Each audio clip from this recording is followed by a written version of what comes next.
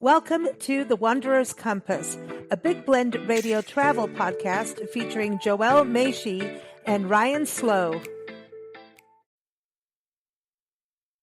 So welcome, everyone. It is the second Monday of the month, and that means it is time to hang out with our friends Joelle and Ryan Slough, who run and own Wanderer's Compass. It's an amazing global travel blog. And man, have we been doing a lot of adventures with them over these podcast airwaves. And today we are going to Kyoto, Japan. And I'm very excited about this because there's a lot of history, there's a lot of spirituality.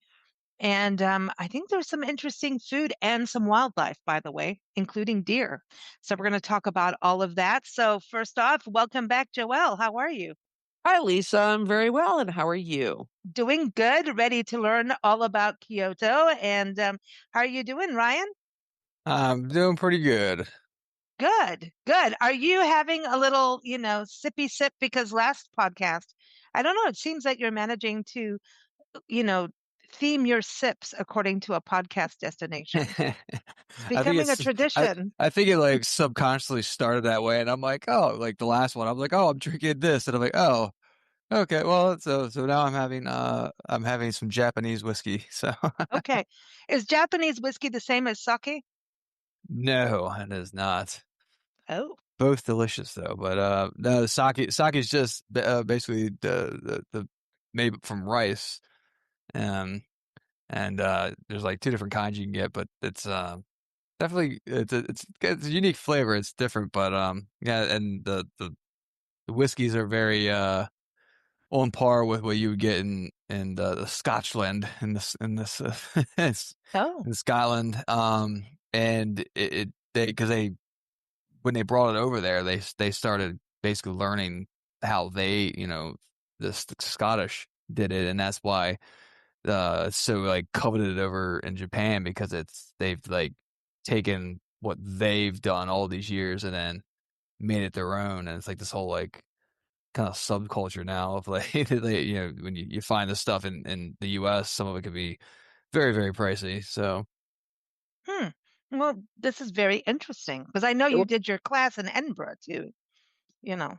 Well, it was Joelle was doing the it was castle. interesting. It was interesting too while we were talking to we went to many whiskey bars because we went to the trip started in Tokyo, went to Hakone, Kyoto, Osaka, Hiroshima, and every place we went to whiskey bars because we know Ryan loves his whiskey. And so it was we asked every time we met with these bartenders or started chatting with bartenders, what's your favorite?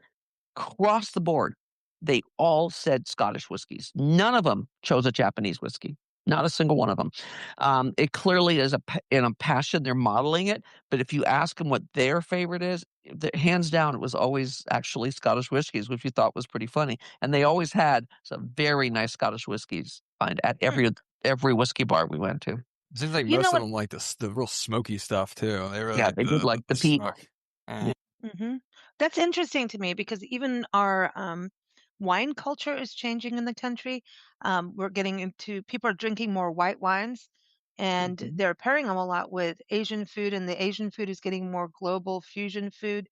Just with I just know this from all the podcasts. And I drink white wine too, and red wine. Well, my cousin owns vineyards in France, in the south of France, and he just ripped out several hectares of red vines to replace them with white. See, it's happening, and It's it's happening in about France, yeah. So yeah, it's it's happening happening. everywhere. Yeah, it's a lower alcohol count, and but any of the Asian food side of it, I mean, we just celebrated the Lunar New Year, which is the year of the fire horse, which is giddy up, man. It's a good year. It's a good year for me. Mhm. I wasn't born in the 60s, but I'm the tiger, and that's a good thing. But and so I love that we're talking about this because there's a lot of traditions behind Asian cultures, and just in the new year, and we celebrate the new year all year. It's a new year. But when you talk about the whiskeys and everything, we were talking about wine on one of the podcasts, and you know Asian food, because people don't necessarily always think about, oh, Asian food and wine. Yet if you think, like, China and Japan have some of the biggest libraries of wine in the world. I think it's China at the most. And it's so, to me, it's really, I think when we travel, we start to open our eyes and our taste buds to all of these experiences that we get Absolutely. so used to the same thing when we don't travel, right? And Right. so I Like love, sake. I've had sake in the past, and I thought, "Oh, we're not gonna be drinking much of that." Oh my gosh, we came to absolutely love sake. Now, keep in mind, their level of sake is very different. It's sort of like they have sake variations like we have wine variations. And this certain field has more minerality than this certain field, and how it's made and how it's aged. We became, we'd have meals. We went to a Michelin star restaurant where every course was a different sake, and you realize they're any not the least bit similar to each other, some of them. And we became quite fascinated with sake throughout the whole trip. And I mean, it was like we were having sake for lunch, because we just were like, let's try more, let's try more. And so again, this opening your eyes to something that maybe you've had a couple of samples at a Japanese restaurant that wasn't really that good of a sake. Then you go there and you really appreciate the art that, like wine is to, in many parts of the world, sake is definitely an art form in itself. And the amount of selection in stores blows your mind. We went once, oh, we got a couple bottles to bring home. It was massive. And we're like, wow, I mean, we don't have anything like that here. So again, part of it is that traveling, you just expose yourselves, but the key is to have an open mind to be willing to expose yourself. So like when we've traveled with Ryan's son, we say, the rule is you have to try it once, because you're thinking, well, I've never liked that before. Yeah, but in a different setting, in a different country, in a different cuisine, you might love it. And we've learned that, and Ryan learned that early on, even traveling, because he had a sort of a narrow view of food. And 12 plus years ago when we started all this, it was just like, now Ryan will try anything. He's actually more adventurous than me now. So it's a matter of just being willing to experiment. It doesn't mean you have to like it. It doesn't mean you have to eat mm, it when you're done, but try it, because it's, especially if it's something that's huge culturally in that area. And that's why we often ask chefs, well, what do you recommend? What would you order? What would you eat? What do the locals eat? Because we're there to experience their culture, not to have a burger. And I right. think part of it is being willing, and that's very much an Anthony Bourdain type thing too, is willing to experiment, willing to put yourself out there. And, if it isn't great, well then, okay, you tried it and then you don't finish it. But it is amazing, like with Ryan's son, he's like, "Oh, I'm not gonna like that." Wow, I love this. And yesterday, I guess when, Ryan was with him, this is before I, myself, got here, where did he wanna go to dinner? Sushi. Mm. Some a young kid wants to go to sushi. So it again, part of it is exposing yourself to different things and different culture, but be willing to get out of your comfort zone. I think that's fantastic. Well, okay, so I know I want to tell people that you've got a great article that is linked in the episode notes. It's up on Substack, so people check that out. Great photos too to experience. So check that out. And of course, the digital magazine is there, so you can keep up. We update that about a week or 2 weeks after a podcast airs. Just that way you can see, oh, I missed this. So here, just we like to keep knocking on our audience doors, because hey, life is busy. So I want people to know, always go to that, go to the episode notes. I do sound like a broken record, and that's just fine.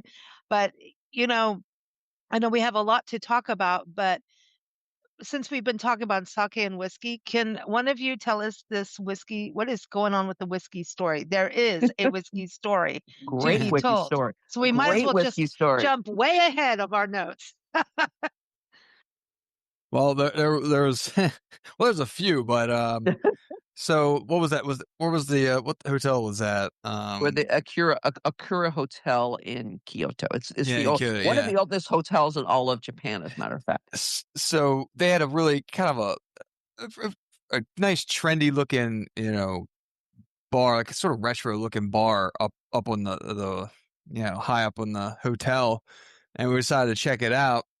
And we went up there, late one evening, and there was a little bit older couple, a Japanese couple sitting there at the bar. So I got up there. We just got like some truffle popcorn or whatever, and I was like, well, we got a pretty nice selection of stuff over here. So I decided to get something and just have like one drink. Got some whatever whiskey they had, and then there's like this case over to the right where it's kind of like a glass shelf divider where like divides the bar to like the where everyone eats, and there's just all these like fancy bottles of whiskey in there, and they all have like metal like placard chains like hanging from them. So we found out that these were like owned by people that frequent the bar and then that hotel. So they'll Hmm. pay to like have something stored there. So every time they visit or whatever, they'll have their thing there to drink. And then I don't know how it came up, but we just started, Joelle started talking to the man's wife because she spoke a little bit English. And he spoke like no English. And next thing you know, he kind of just like he asked, he's like, you know, we're like looking at the stuff, and then he brings over one of his bottles because he was like, he was just drinking some of it. I was like, oh, he's got one of like the fancy bottles. He's one of those guys, and and then I looked, so I opened my phone because I forget how did he like interact with me? I forget how he even like I started think talking. he noticed that you were ordering whiskey, and Yeah, I think whiskey, he was yeah. impressed with one of the choices you had Yeah. made. And so yeah, so then I was like, oh, he's like, and then he's like, he's like, choose or whatever. He looks at him like, what? I was like, oh, this is the Nika or whatever it was, and he's like, oh no no no no no. It says like the little bit of English that he knows is just it's funny because he's just like no no like and I'm like, oh, so I pull up my phone and I show him a picture of some of my like high end scotches that I had from the different trips that I brought back, and I'm like, oh, see, look, and he's just eyes light up. He goes, oh, and he's like, he starts talking to the bartender, and he's just like, oh, and just walks over, and goes to that case. He comes back with a bunch of different bottles with chains on, like he has like all these bottles. He's like, you choose. And I'm like, what? He's like, choose. I was like, oh, no, no, no, no. That's no. He's like, yeah. Next thing you know, I've had, he pours me one, and then we start like, just like hanging out together. He pours me another. He's like, oh, we finish one. We like cheers. And then he like gets another. He's like, oh, this one. And he gets another one. And then he's like, oh, he starts talking to the guy again, brings back this one. Oh, I don't remember what it was, but it was it was called like something like campfire or something like campfire charcoal, or I don't know. It was like super smoky and intense. And he's like, so we're kind of like getting chummy, but don't Not speak speaking and not speaking don't, English language. like we didn't understand anything we were saying, but we understood what we were saying, because we were on the same page, and so the next thing you know, he's offering her something. She's like, no, no, but she finally gave in, and he got one for her. And then I get that one smoky one, and he's like, I'm like, like, oh, good. He's like, smoke, because it's like so smoky, and I'm just dying laughing. I'm like, I love this guy, and I have no clue who he is, what he's saying, except for the little words that come out. It was hilarious. And then the next thing you know, he finally like we finally kind of saddle up, or they leave. And then the guy was like, they're like, oh, like it's all paid for. So he paid for all, like I think he poured me like 5 different drinks. And then Wow. and then when he left, he's like, one more. Before he leaves, he's like, oh, hangover. And he That's like just gives me another fantastic. one. And he bought like, so he paid for our popcorn, he paid for our drinks, he paid Yeah, I paid for everything. everything. And so like I'm sure he spent hundreds of dollars, like Oh many yeah, hundreds of yeah. dollars, like because I was looking, I was like, what do you order? I mean, and so I took a selfie. I was like, can I get a picture? He's like, oh yeah. So I took a selfie of him like before I left, and then like, the next morning I look at the photo. I was like, who is this guy? And I look and I see like just I zoom in, I just see this giant Rolex on his wrist and everything. So I guess he was important in some level or another somewhere. And but it was so funny. He was just like like we didn't know any about each other. We didn't know each other's language, but like we just by Connected. having that common ground, being able to just like instantly kind of be friends, and we like never got each other's names, never got like it just hung out for like an hour or two, or whatever, and then it was pretty awesome. So I mean, that goes to show like and you can find like a common ground with like anything, and especially when you're traveling, like she said, ask like, well, what do you like to eat or whatever, and show that you're interested in something. You could really break ground and have like these awesome experiences, and it was pretty hilarious. And I was just like, I don't want to know how much he spent on me, but I very much appreciated it, but it was pretty awesome. It That's just made it. exactly it, man. Yeah, It is. and in Japan, when you go to a country where you can't even read the language and will probably never be able to learn it, other than common phrases, you're nervous a little bit more. A lot of people say, "Oh, I don't know if I could go there." Well, that's a country you don't need to worry anything about because all the signage is in both Japanese and in English. Amazing amount of many people speak both languages very fluently, so that is no concern. But the kindness of the people, the welcome of the people, I mean, across the board, every city we went throughout this country, people were kind, they were engaging. Now, I think the same rule has to happen going back. We bend over backwards to be kind and engaging, and we truly want to hear their stories or want to hear things they have to tell us. We love to meet people. So part of it is we seek to engage, but it Mhm. really surprised me how often that's back. So for people who worry about, well, Japan is, how am I going to get around? Trust me, absolutely not a worry. And if you're lost or whatever, you will always find someone who will help you, who will guide you. And then GPS worked flawlessly no matter where you were anyway. But it was a very, very easy country to navigate. It's such organized, so clean, so polite, so respectful. It's probably one of the easiest countries we've ever traveled in. And we've traveled in countries we speak the language, like France, or I speak the language. It was easier than that. And I can't wait to go back because it was magnificent across the Yeah. board. And Kyoto, it was interesting because as we traveled throughout, when people, where are you going? Where else are you going? We get a frequent question from the people we would meet, and we said, "Oh well, da da da." And when they said Kyoto across the board, either where we went after we'd been or were going to be, they lit up. Oh, Mm. that's Japan. That is our culture. That is our people. This is. And they all said that's their favorite place to go. That's where they feel they connect to who they are, who Japanese people are, their culture, their beliefs, their faith. And it was interesting. It was no matter where we were, that was this reaction. It was, it like sometimes just literally cover their heart. Oh, Kyoto, that's where my heart is, or that's where, it's the culture is so important. And when you go there, it is. It's different than any other place we had been. The culture, the passion, the effort to maintain that culture and the respect for it is unique in Kyoto compared to anywhere else. It's a very quiet city.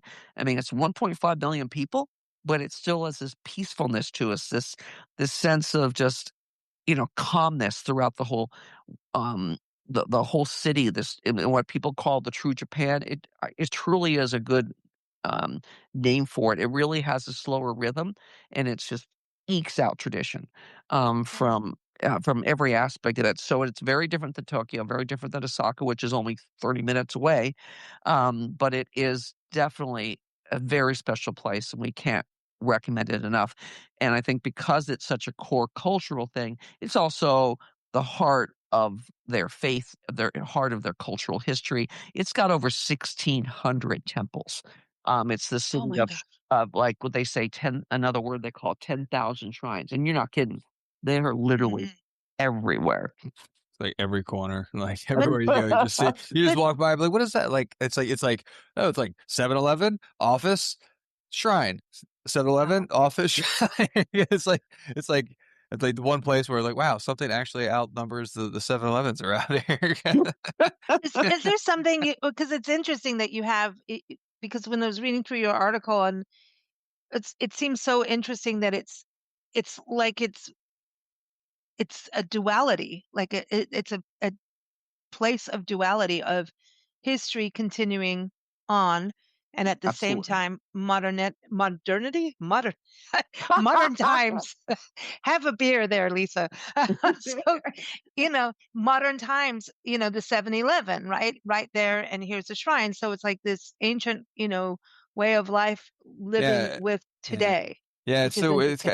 it's where I mean you see it. I mean everywhere in like everywhere every city you go to, but there it's more so because I mean it's like yeah you have them and in Tokyo, it's like, okay, they're there, but they're a lot more sparse, and then they're kind of just encompassed in these just giant buildings, surrounding everything. But there, you're just walking down, and it's like, oh, there's like an apartment building and a shrine, like where it's just the traditional tile roofs, and like, oh, there's a courtyard, and you see like all the stuff, and it's like just every block, it seemed like there's like just one of those, like other it's some kind of studio for like education like that, or it's a temple, or it's something, a shrine. And it's I think it's pretty awesome that they embraced, and tried to really keep the core of what their past is, but it's not, it doesn't seem, I mean, it doesn't seem commercialized. I mean, there's a couple spots with like there's like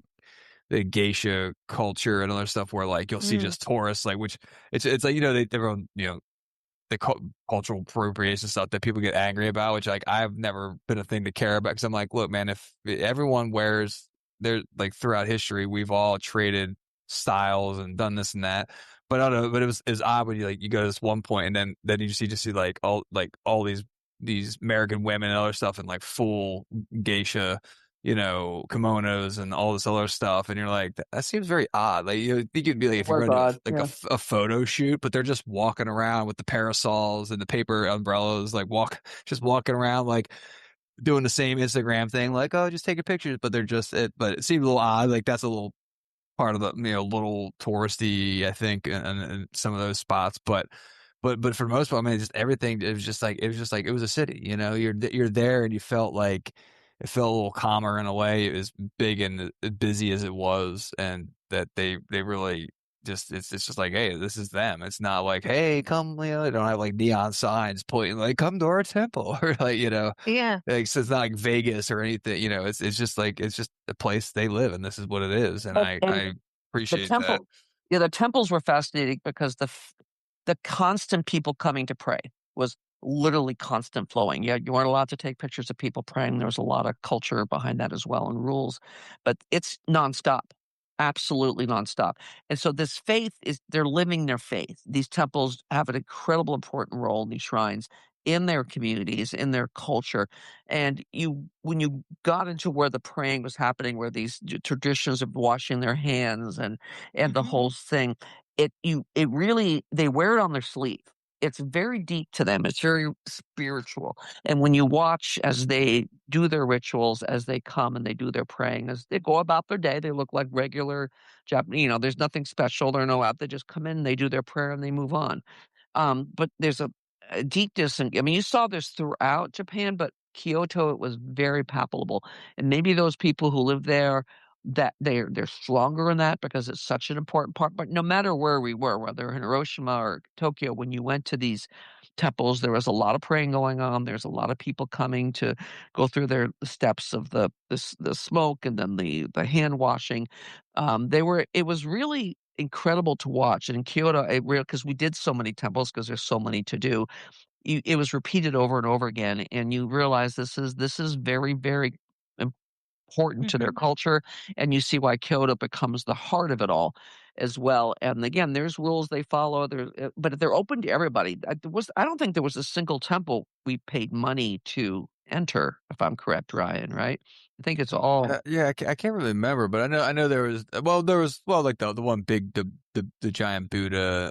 Well, I mean, yeah, that's Oh, obviously not that's yeah. there, but yeah, I mean, it's more or less they have donations, and then there might be a special area where like you have to pay to get in, because it's like they don't want it, being messed up, so, or they got to maintain it more than just like the main temple. But yeah, for the most part, everything seemed to be, free, and accessible to all, to at least be able to go into the grounds and be able to, be able to go to these little different shrines, and do what you want to do there. So that's another kind of nice thing, because you don't see that very often. It was like that, and Turkey was like the other place where it's just like, wow, I can just go into this gigantic, like, Costco sized uh mosque, and it's free, and like, yep. Like, wow, that's like unheard of, because you go to UK and you go to a small church and it's like, oh, that'll be 30 pounds. You're like, really? Mhm. Like, come on, man. Like, I'm trying to like see some history and learn here. And it's like, good Lord, I already paid for one education, you know? Yeah, no, no, but So- this is a really good point. I mean, it's just how different countries are even just with education. I think is it Scotland that it's free to go to college, you know? A lot of Europe is free, actually. If you meet the qualifications, France, most of the education is free as well, as long as you pass the level exams. A lot of education in the world is free. And Kyoto is interesting because I mean, it is the old. It's started back in the 700s, in the 8th century then, and it was the capital of Japan. Nara was first, and then the whole Shogun dynasty. You know, was through Kyoto, so it was for 1,000 years. This was again, enormous historic area, which is why I think why they have so much incredible stuff to preserve there and to show there, because it was the heart of Japan for 1,000 years. So there's reasons it's what it is, but I think it's very impressive that they've kept it that they worked so hard to maintain that history. But also, again, it has to be modernized. You have to Mhm. realize that's what it is. And I think when people think of Kyoto, everyone knows of and I'm not sure if I'm going to say this right. It's Fushimi Inari. It's the famous 1,000 torii gates that go on basically up a mountain that dates back to 711. I'm 711, so very old, and is dedicated to Inari, which is a Shinto deity connected to rice, agriculture, and business success. And there are thousands of torii gates that go on for how far goes it go? It goes on for miles up a mountain. We actually only made up what about halfway up, right, Ryan?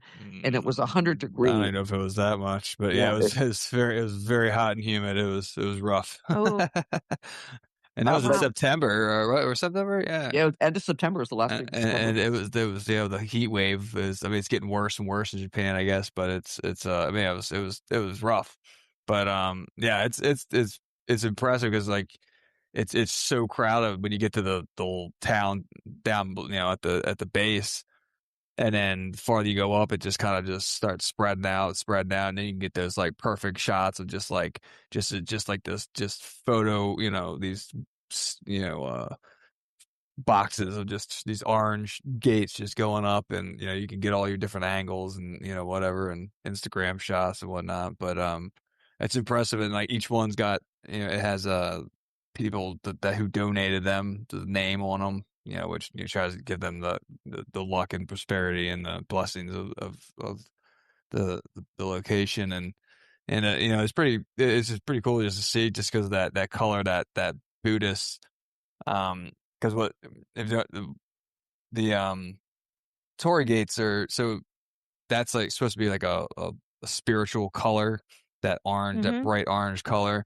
And the point of them is to, that's why when each temple, or a lot of these temples and shrines, that they'll have one of them kind of at the front, because once you enter that, it's like you entered another realm. So you went from like the mortal world to like the spiritual world. That's why when you walk in, it's very, you have the incense, and you wash yourself, and you have, all the different Wow. shrines and everything, and the different, things that they do, because it's very, it's like you're in this whole new plane, this whole, different area. And I want to, Oh. I'm trying to find like a good plans, or where I can like find how to build one. And I want to build one. And I was going to do it at my other house, but now that I'm here, I want to build one.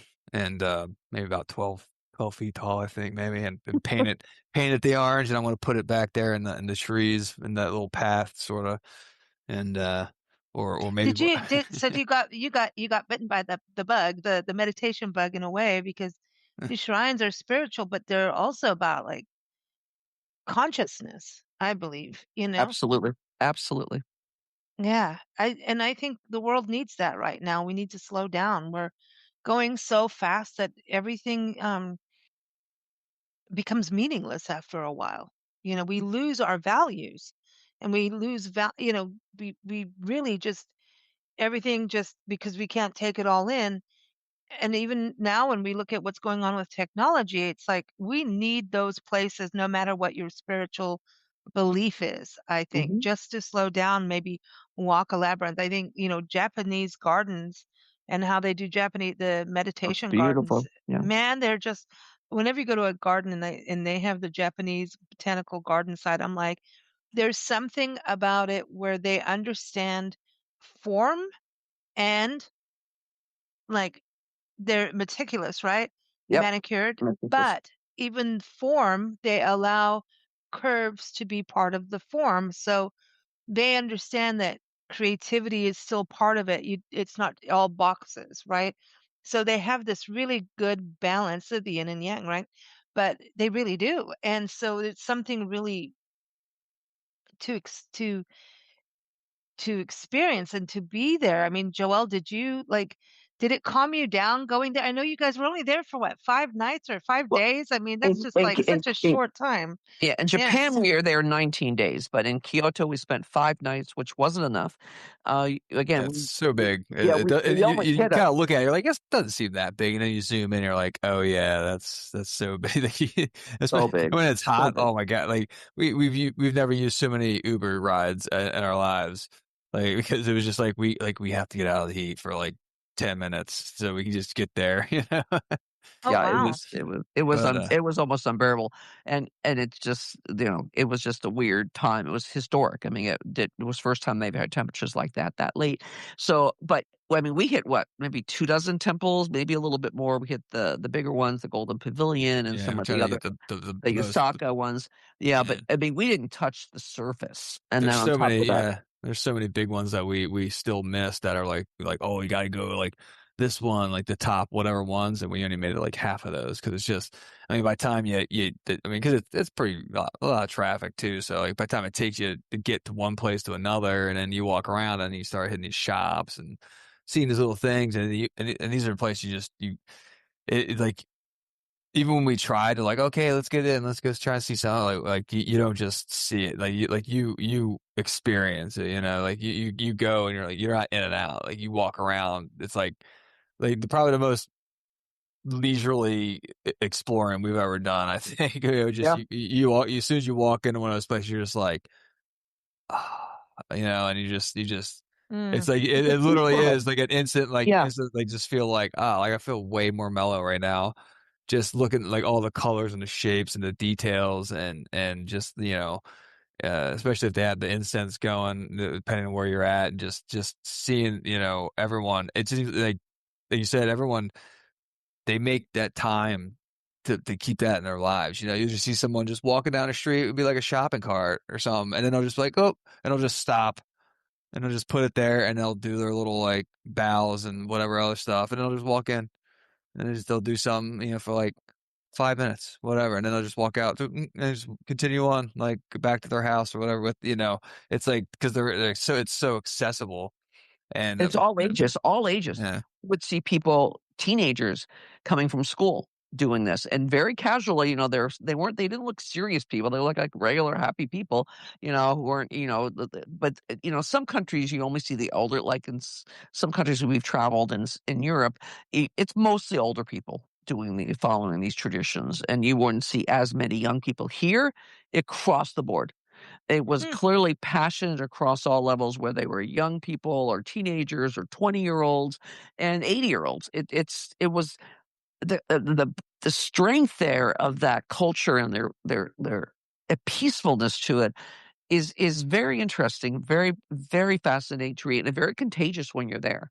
Again, you find this need of slowing down in life. Kyoto, and it's funny because you got 30 minutes away, you got Osaka, which is a whole nother extreme. They call themselves like sort of the naughty city of Japan, and there's not many of those. They definitely live on a different edge there. But it is interesting to see the differences between those two cities. But even then, they have shrines there, and people are stopping by these little shrines. And some of these shrines are literally alleyways, tiny little alleyways, but people are stopping to pray, and to do what they do. And it's really, Japan blew us away. We went there, no, I mean, clearly excited to go, but we walked away absolutely in awe of this country. And then Kyoto played a major part of that. No matter where we went, we were in awe. Kyoto actually put it all together in a way. It was like the Mm. glue that had us truly understand the culture and the passion of the culture. And again, there's so many amazing temples there.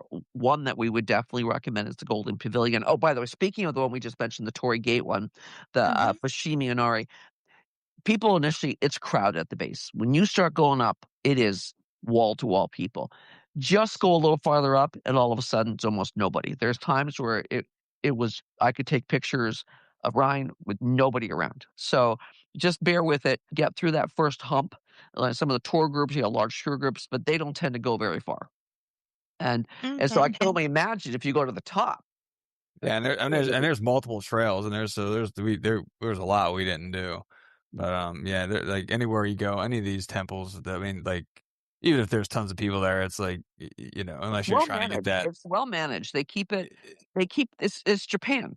Everything's organized and everything's kept well managed, and they keep things everything's pristine and clean and organized and very purposeful. So even when we were in crowds, it really never bothered us much. And then just Hmm. again, people watching. There is a lot of tourism there, but it is amazing how many people who are there seeing these sites, seeing these temples, are Japanese themselves. Because again, when you're in Kyoto, we talk to all these people in other cities, that's where they love to go. They love to visit Nice. Kyoto because they could identify with who they are and their culture when they're. So it draws an enormous amount of tourism from within the country as well. But of course, we had one thing we had to have there, because one thing Japan has is a lot of castles. So maybe Ryan could go into we there. There is definitely a castle which actually played very prominent, and the reason there is that castle there is because it was the capital of Japan for so many years. Huh. And I think is it Nijo Castle, right? Right? Is that how it?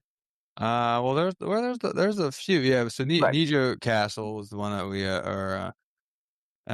If I'm probably butchering it, but that's if anyone knows, that's what we do. So just Yeah, it's hard to listen. I'm not I a just linguist, and Yeah, and that's the thing. And I've had, we do so many travel podcasts here on Big Blend Radio, and I just want to say to the audience, there's some people who just go after us and are like, I'm like, look, none of us can be able to speak every language in the world. It's not going to uh, happen. There's a few people who are like stellar at all of that, but majority of us, we try really hard. And so please excuse us to everybody in the country that we're talking about. And Kyoto, we're not perfect at it yet, but we'll try. that yeah, that was a beautiful castle because it's it's that because usually when you think castles, you're like these giant stone structures and all that, but once in Japan, they're always they're that those typical those roof lines with those like curved flared edges and like all the decorations, all those wood structures. It's essentially just one of that style wooden building just on top of a stone structure, but then they'll have their moats and their walls around it, and it just has such a different feel, but like it's still very impressive and but also very beautiful and like in a way zen like, and I think because it's just Yeah, the that's a way good they do word. things Yeah. it's because it's their it's like it's like most unless you were just rich and it was more like, hey, like this is a city and I have my palace part, and then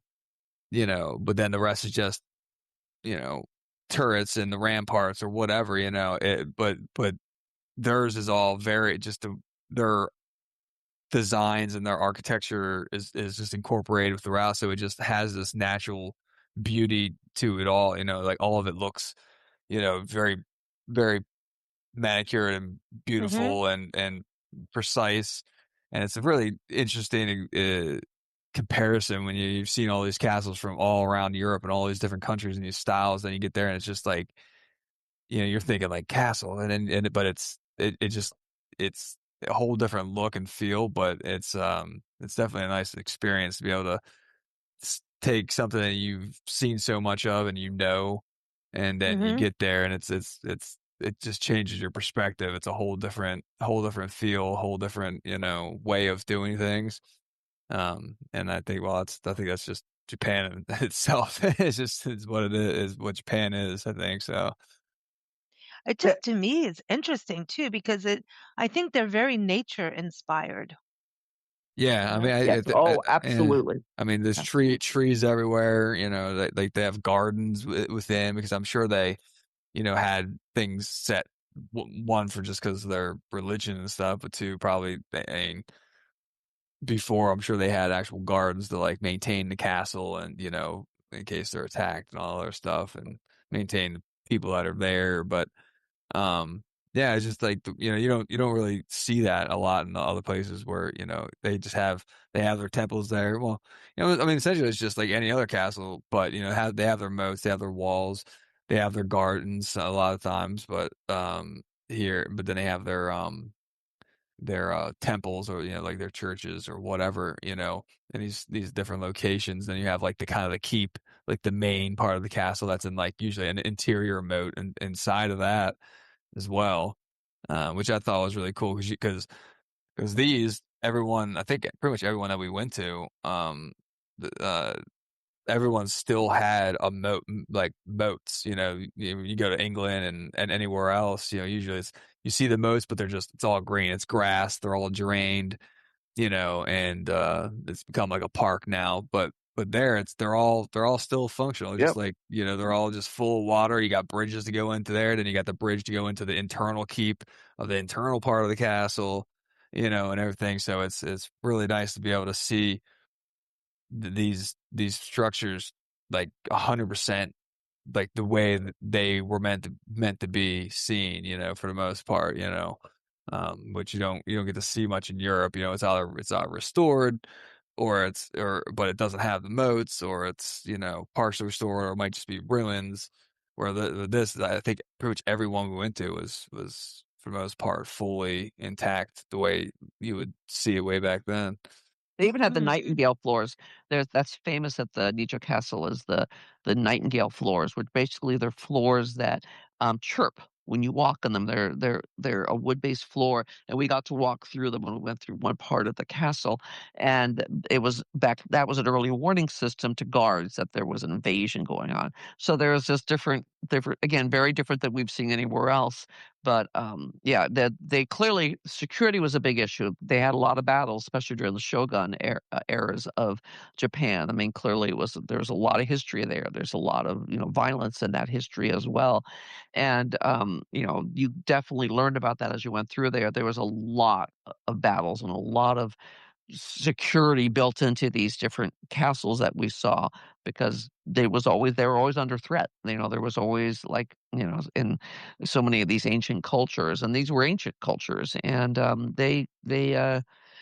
we saw a lot of displays of the weapons and from throughout Japan as we went to these different places because there was a lot of battles, the samurais, and it was really it's very real and sort of some of the history, some of the almost things that the characters that come out of some of that in cartoons or in mythical stuff. It comes from the real history, and it's a very fascinating history. And I think people who love history, Japan is packed with it. So, and Kyoto is the heart of it. So you really have that. And then you've got, you listen to these incredible temples and all that. But the geisha culture, which people don't understand, is very deep in tradition. Hmm. These people, these women who choose to follow this route go through years and years of intense training from etiquette to dance to food to Hmm. culture, and this is something that's very deep in their culture, and you see them and you recognize true geishas, the geikos, how they call them individually, or the ones in trading makos. I think they're Mako. They're throughout, especially in certain districts. There's 5 districts in which a lot of the geishas are very prominent. And is it Jian? Is it yeah, Jian, right? Or Gion Yeah. district, which is Oh where yeah. which they're everywhere at that point. You see them. They're very protected now. They used to be something where a little bit this idea that there was a negative connotation to them. There was aspects of time they thought they were like prostitutes, which uh, They were educated as heck. They were the very, most very Yeah, educated yeah. I group educated. of mean, people. they get. I Yeah. mean, part of their training, they get taught how to play. But I think I don't know. Is it all instruments, or is it just string instruments, or is it? It's yeah, their education, their ability to do things, the strictness in which they live their lives. It's really interesting to watch them. but they're also very protected now because they were at that point sort of mocked by tourists. And there's very strict rules. If you harass them, you will get fined. You could be arrested. Good. You're not supposed to take their photographs in certain scenarios, in certain areas. So they are very protected. But this is a very serious thing. It is not a funny thing. It's not a way to make money. It's not. Oh, Yes, I mean, it's a this is a profession and deep. it's a way of Yeah, life. Yeah, so yeah. so I mean, I learned a lot with just being around that and just trying to, a little bit that we in different places, especially that area. You'd go to places and they'll have a little bit of history about things, and can learn, like, what it is, and get rid of some of those the falsehoods that you kind of think in your head, or what you may have thought learned in the past. And then, so it's nice to be able to have another one of those things that you don't really know about, and then finally, it kind of gets cleared up for you, and they really do a good job, you know uh, teaching you and giving you the information that you need to understand the culture. Well, this is, I think, what's so great about doing the podcast with you both is, and we talk about this every show, is how to be to strip our own mindset, go in open heart, open eyes, respectful, and experience it, and basically maybe don't even have an opinion until you get home. No, that's what we strongly suggest is truly go in with this idea that I don't know anything and I'm here to learn. Don't assume anything. Don't have any even expectations in a way. Go in with kindness, and it's amazing what you will see. In Japan, I think, really, really was a perfect example of that.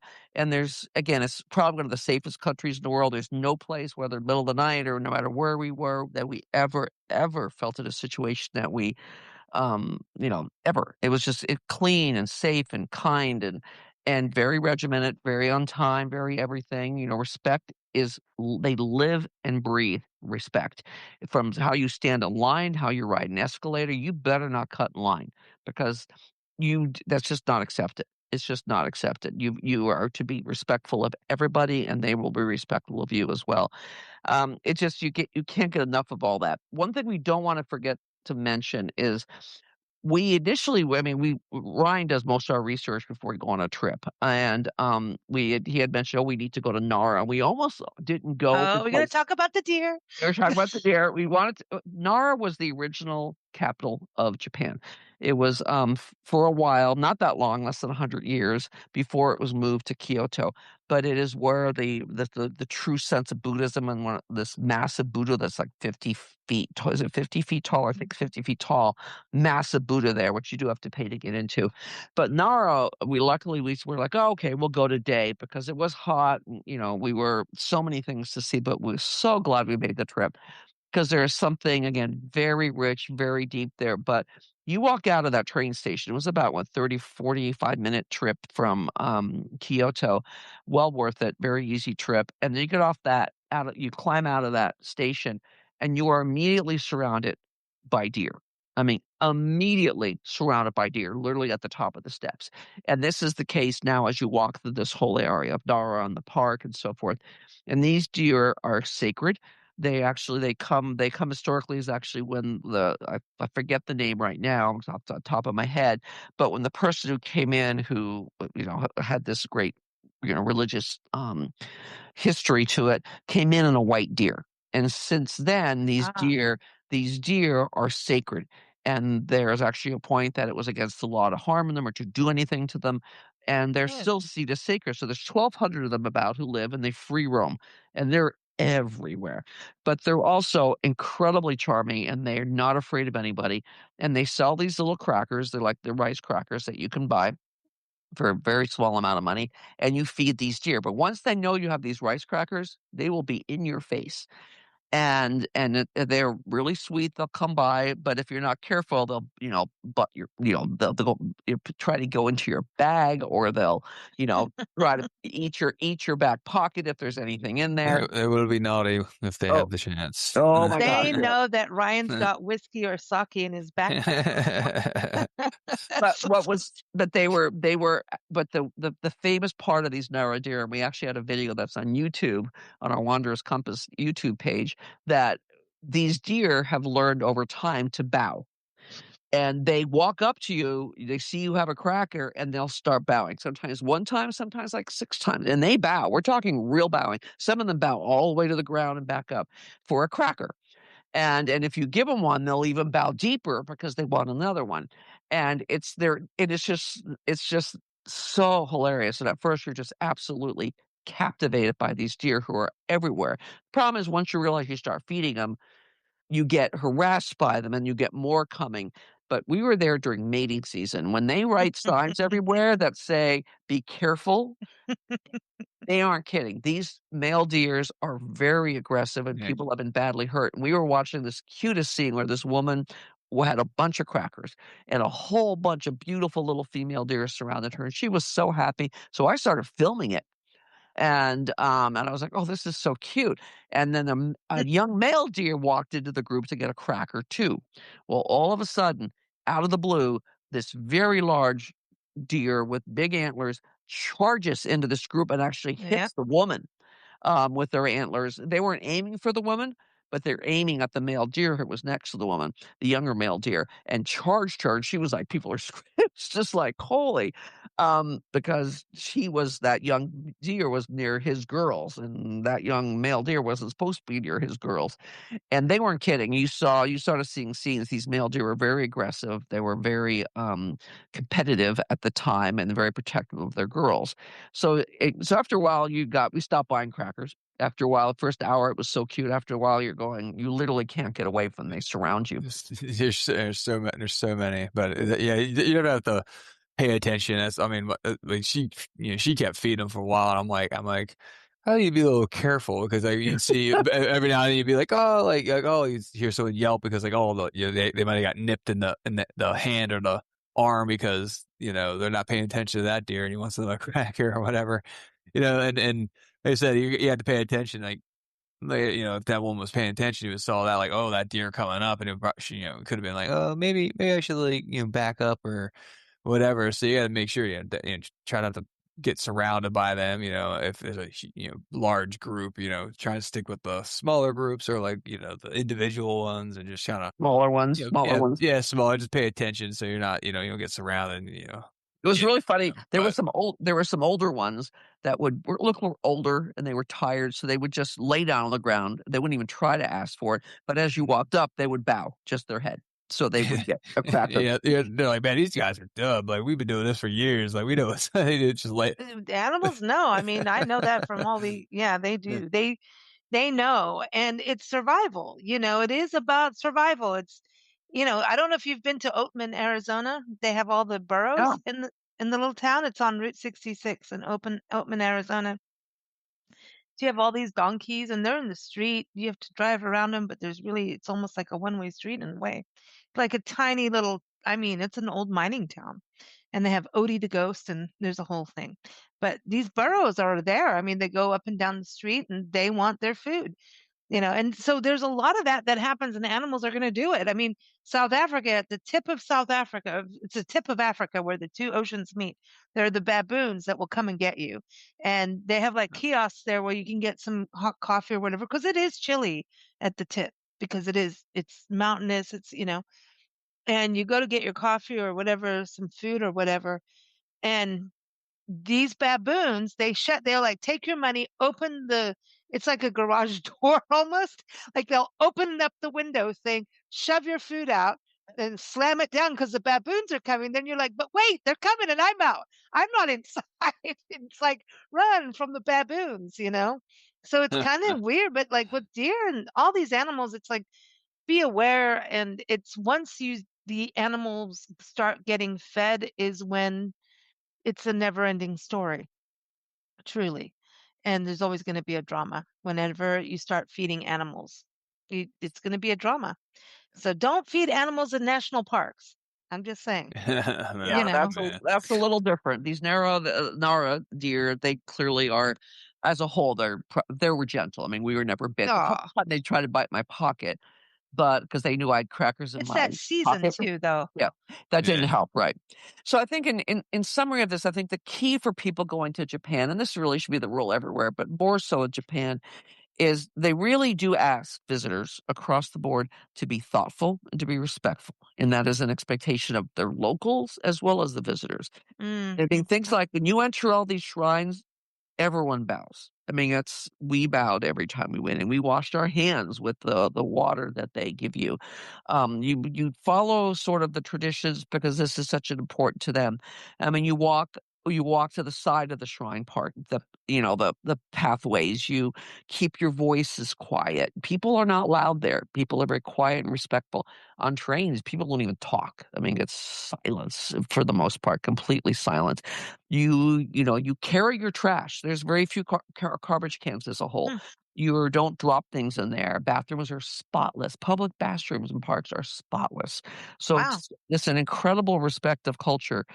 Things like don't chase the geckos or the makos. You respect them. You give them their space. It is some places it's allowed. You just have to be conscious of what is appropriate and not appropriate. And these traditions are a living part of this city. I mean, they are the heart of this city. And if people don't, want to recognize that, then maybe Kyoto's a place to skip. Osaka, that may be your, fun party place, but you can do both. But Kyoto really is special, and it You could is. always do both. Yeah, and we did both. We did both. We did 5 in Kyoto and 3 nights in Osaka, and people back and forth. But it's a city. There's lots of hotels. We stayed at the Hotel Akora, which is one of the oldest in Japan, but there is a lot of really modern hotels, and they're continuing to add more. The Imperial Hotel just opened up a brand new property there that is an old opera that is converted to a hotel, and they've done an incredible job from what we're seeing to maintain the history of the original opera and convert it in while keeping it into this very luxurious hotel Heard as well. Japanese opera before. Yeah, I've heard they do love their music and they love that part of their culture. Mm. So if it's, respect, if that's the one word you'd come out of that is respect. Uh, Mm. we could not, and you walk away learning how, not that we weren't respectful to begin with, but you have even a deeper appreciation for the Mm. importance of showing respect to others and how it works. You think, oh, you don't have to do that because a lot of cultures don't bother to do that. But there it works, and it works in an incredible way in which the culture thrives and, succeeds, and people are kind, and it's organized, and it's clean, and I don't know, I can see why there's so many expats living there because it is a very, fascinating culture. I mean, I know the economy there has struggled a bit more, trying to keep people from not leaving, but Mhm. there's a respect for elders there, you see. I mean, that's a huge part of their culture as well, and there's so much youth. We saw a lot of children, didn't we, Ryan? I mean, Mhm. children are a very integral part of their lives. There was a lot of young children, and they were everywhere. I mean, everywhere we went, we saw lots of young children in Kyoto, everywhere. So I would say that's family is important. Is a very important part of their culture as well. Oh, that's neat. I mean, I think that's a good part of it. It's always is, having the family be part of what's happening, you Mhm. know, and yeah, we can learn something. I think we can always learn. And isn't it that family is a way to food and family seem to unite us when we travel. If you even if you don't know the language, right? You can look and show photos of your family to each other and use Google Translate or whatever. Yep. Or whiskey collections. Or whiskey collections. That's right, Ryan. That's right. And Well, you food, the guys, food. huh? Go on. For food, yeah, well, since you just mentioned food briefly, for people who will say, "Oh, I don't think I could eat the food in Japan. It's so weird," or whatever. Yes, there are some odd things, but there's also some of the most incredible food and some of the most amazing steak you'll ever have, and different cuisines and the sushi. So the best sushi we had in Japan was in Kyoto. But just there's so many options. There are so many different cuisines within the Japanese culture. Don't worry about that. You will be just fine. There's also a ton of Italian restaurants and American restaurants. So no worries if you're worried about food as a culture, but trust me, experiment because there is some really awesome food in Japan. Mm. And isn't there sushi in the 7-Elevens? And Oh like my it's Yeah. gosh. and the subways and everything? Like There's the so sub much. Yeah, you'll like go into a train tracks and like usually like the trams, you'll like walk down the steps and then be on one of those skinny tracks to like wait for your train. There'll be like a small 7-Eleven kiosk, like the size of like a normal like yeah, you're like a normal bathroom. It'll be like a an 8x6 little kiosk. It'll be a 7-Eleven there, just on the tracks, like waiting. It's like, oh, do you need Su 7-Eleven? Well, there you are. Sushi, yeah, sushi and incredible food and cheap. That's one thing what struck us about Japan, which we were not expecting, is how inexpensive a lot of it is. Yeah, And some of the food was especially food. very inexpensive. I mean, Yeah, a Coke, a bottle of Coca-Cola, a bottle, we're not even talking a can, 60 cents, 70 cents. Wow. yeah, Um, I mean, it's yeah. everything. Like out the 7-Eleven, you fridge, could you're eat a like, used yeah, meal for $3. I mean, it was crazy. And people are yeah. in there buying it. The locals are in there buying it constantly. Ramen, some of the best, I mean, by far, the best ramen I ever had was in Japan. And I think we paid I know it's just some like random play, like a random hole in the wall, $8, and it was to yeah. die Oh for. my god, yeah, so good. It was ridiculous. And it's yeah, and that was. I mean, there are more depending on the area and like what city you're in and what area of the city you're in, and of course, there's levels of dining. We always like to go a notch up on our food because we do so much to save money. So we put that savings towards experiencing stuff. But we always try. We will still try some street food, and we'll do other things, which we did. You know, we did an Osaka food tour, and we've we hit these different places. But Hmm.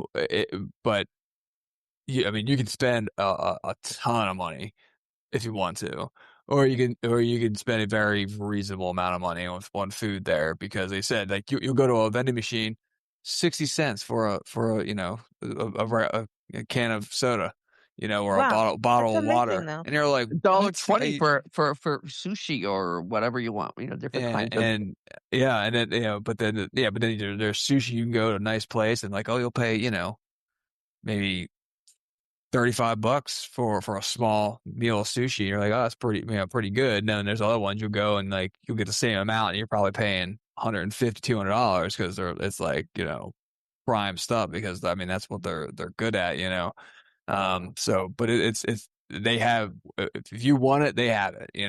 Wow. Um so it's and that very that was and pride.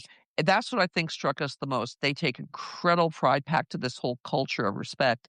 Is every meal we had, whether it was street food or it was a Michelin star, the pride in which they serve that and prepare that food is incredible. And so whether you're getting the $8 bowl of incredible ramen or it's the presentation, the care in it, the freshness is very, very impressive. And even at the 7-Eleven, they seem to it looks, because again, a lot of locals eat there. You can have, like I said, it's pretty you could have a substantial meal there for $3, including beverages. And my nephew he went there before us and was giving us tips, and he said, "Oh yeah, they had many meals or many food. They grabbed a lot of food just from 7-Eleven. It was so cheap. They were on a budget. They were college students, and so they basically kept their budget extremely low because food is so inexpensive there. Many things are. I mean, going on the train system, the public transportation was inexpensive. Ubers were relatively inexpensive and you considering. get some street food. Oh my God, it's so good and so inexpensive. Oh man, tell you, that's Wow. pretty Well, awesome. that's good for people to know when they start, especially, when people start traveling for the first time and going international. This sounds like actually a good place to go for a first time Absolutely. international traveler, right? I mean, Yep, yeah, yep. I mean, accommodations could be a little pricey, but and then obviously getting there, flying and all is a little pricey. But then when it comes to like other things, it's that kind of like balances it out. So you don't have to go in thinking like, oh well, if it's this much money, well, how am I going to afford all this? Because there's a lot of other things that are pretty affordable, like with certain transportations and everything else as well, depending on what you're doing. And Um, like you said, the temples are, mhm. pretty much Yep. free and stuff Yeah, like I mean, that. and that's like half. I mean, that's like half the stuff right there. Just walking around and seeing the stuff. It's like wow, like you can see for days. Or just, I mean, we could have spent a month in that city and No, yep, not of course. seen half the stuff. So And it's they and love that their shopping. yeah, Actually, Japan as a whole loves their shopping, but there are massive shopping centers, oh right near yeah, for a hotel. I mean, it goes on for Hmm. city block after city, one store or one shopping area, and it's all covered and it's packed with people. It's Turkey was the same way, an enormous amount of shopping. It's the culture, it's deep into their culture. Japan is definitely the case as well. Shopping is big there. We didn't do a ton of shopping. We definitely loved the stores to go unique cultural items, the fans and the unique food. We became huge fans of matcha, especially I think What is was that? it The green ice cream? yeah, and The tea, yeah. yeah, the tea, the ice cream, everything. Actually, we had matcha, everything you could imagine. And we actually, it was in Kyoto that we really became much more in tune to the matcha. Sweet potatoes are huge there. There's sweet potato shops of any kind of shape. I don't know. We tried it once or twice. But oh my gosh, that's huge there. Starbucks are huge there. There's Oh, an there's the really cool Starbucks there. Yeah, in the Yeah. one famous historic area that led up to one of the most beautiful temples there. And there's some amazing, there's so much there to offer, and it's so much literally a lot of it is just free. So if you get yourself there, and actually sometimes the airfare tickets aren't bad there. It depends the time of year you're going. If you're going to during the cherry blossom, yeah, you're gonna hit hard. But if you're going to the off season, it's not bad. And hotels again, depending your level of stay. If you're willing to stay someplace inexpensive, there is a lot of hotels there. So you can find probably something very reasonable. But if you get in the higher end, you're gonna definitely pay more. And again, Michelin Mm. star restaurants are expensive like they would be anywhere in the world. But holy, you could eat amazing food every meal of the day and hardly spend any money a day. It is really That's amazing. a much more affordable place. And we actually went. We used, we're big advocates of budget travel, and we use our Chase Sapphire credit card exclusively because then it gives us points. On that trip, we were there 19 nights in Japan, and we actually used flight miles to get there. And we actually had business class one of the ways, even though we paid nothing for it. And then all 19 nights we used points, all 19 Wow. nights. So we paid nothing in hotels other than a few dollars of tax a day that you pay at the day when you're there. So that trip was basically all we paid for was the train ride, the food we paid for, and some entries in some places. And that was it. That was an incredibly inexpensive trip. And Ubers, 54 Uber rides because of the heat. But it Bring was an umbrella. Everyone oh was walking around with umbrellas, and it's like the bright sunny day, but it I makes just did not know Japan was so hot. I yeah, had no oh idea. yeah, it's a tropical island. I mean, it's it's hot and humid.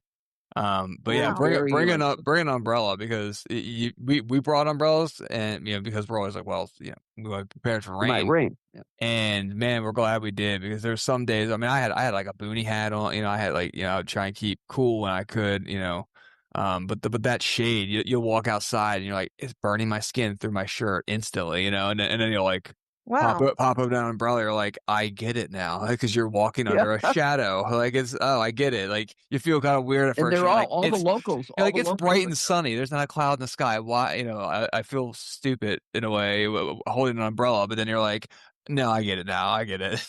Like, bring an umbrella. Like, larger the better. Like the less sun on you, the I better. mean, you could buy one pretty easy, right? Yeah, I yeah. Oh mean, yeah, yeah. I mean, oh you could yeah. buy Oh yeah. like you could even buy like one of the the wooden parasol type ones that they have there and Yeah, stuff. a If you lot want to, some tourists were wearing them. get your souvenir.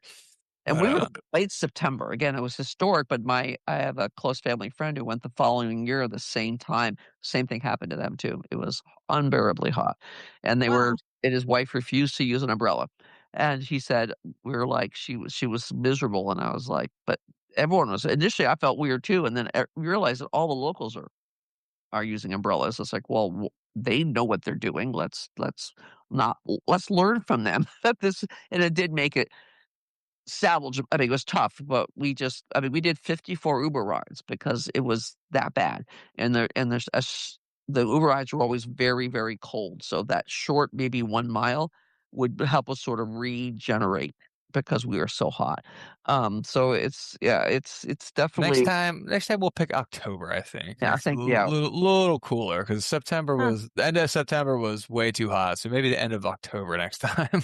yeah.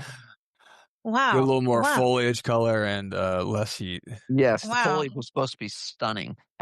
We heard people say if you could come back either on cherry blossom or the fall, the colors, it's a beautiful country in every level. Everything seems purposeful, you know. There's not a park and there's not a tree that seems to have planned and there was a real purpose to it. The gardens are stunning, the waterfalls, everything. And we heard often about their fall colors, which especially when you go into near Fuji, look like it probably would be just beyond dramatic. So that would be nice to maybe we're thinking about going back this year. We'll just have to see how our fall comes lays out. But that would be a place I would We'll love. see if we get our money back from that Egypt. All right. I know. So, before you guys go, I know you were planning to fly off to Egypt. A Monday. Yep. Yeah, but Monday, as this airs, Yep. As the um, date airs. Yep. you'll be jetting off over the pond, literally. So I think you might be getting more whiskey. I don't know.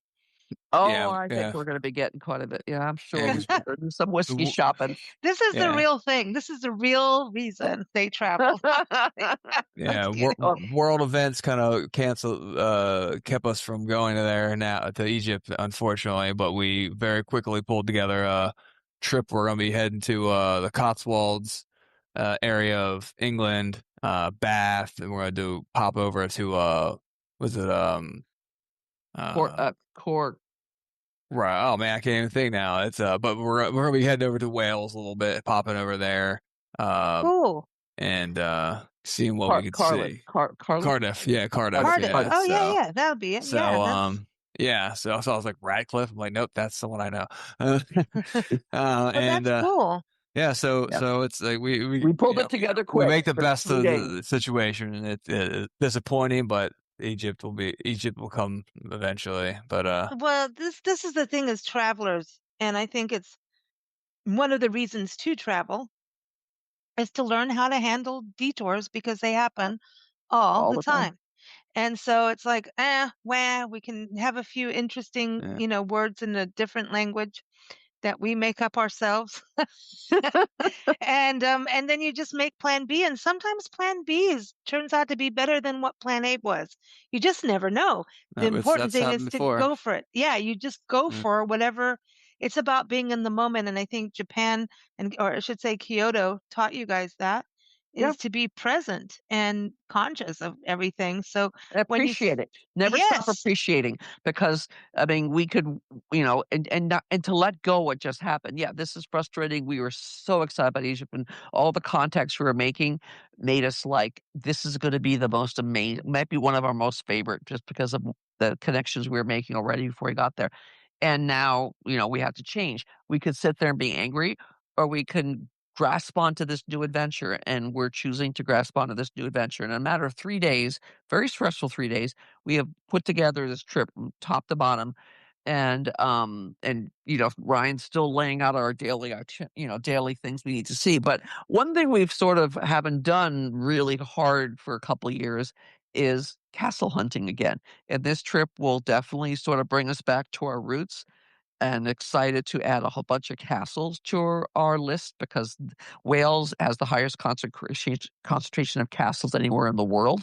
So not that we're doing deep into Wales, but we're going to see some. Ryan was telling me tonight all the cool places we're going to be seeing. So we're excited because I think it's just going to be someplace again. We've had it on our list. It just wasn't high up on our list. Well, you know what? It's now where we're going in 2 days. So we're very excited. well, I think this is fantastic, and hopefully we'll catch up with you while you're there or when you The get plan. home.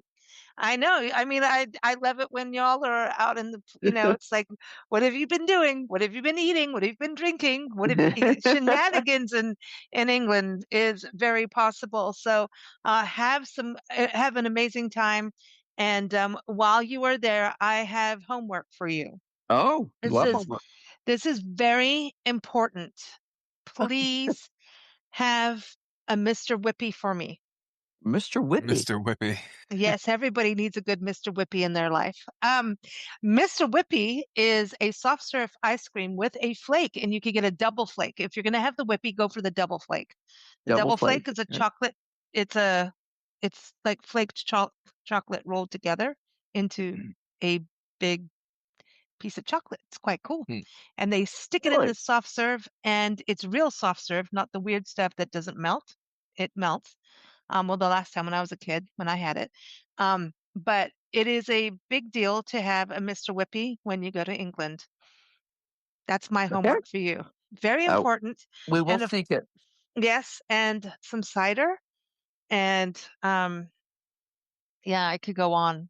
There's Send us so tips. Send us tips as you think I fit. know I'm going to send you a list. I mean, Nancy and I used to live Absolutely. there. We used to live in England, and that's where I discovered my sweet tooth was in England.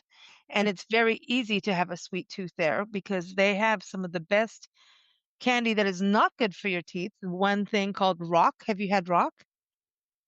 I have not. No believe Oh, well, if so. you ever want to lose your teeth, this is a good thing for you to do.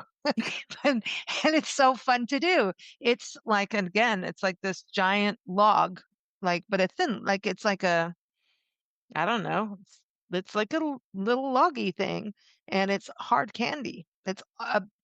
It's a log of hard candy, and you chew on it and break your teeth.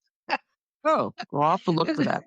I know everyone from England's going to yell at me. They're like, "No, you're not supposed to do it that way." Well, we do, and of course, have good marmalade because they have really good marmalade I that do you know make. that. Yes, Oh my God, I love good thanks for the marmalade. reminder of that. That would be great. Yeah, Yes, thank you. good marmalade, and of course, we want the pub report, and I'm sure some shenanigans will come from that. We all know. Absolutely. Awesome.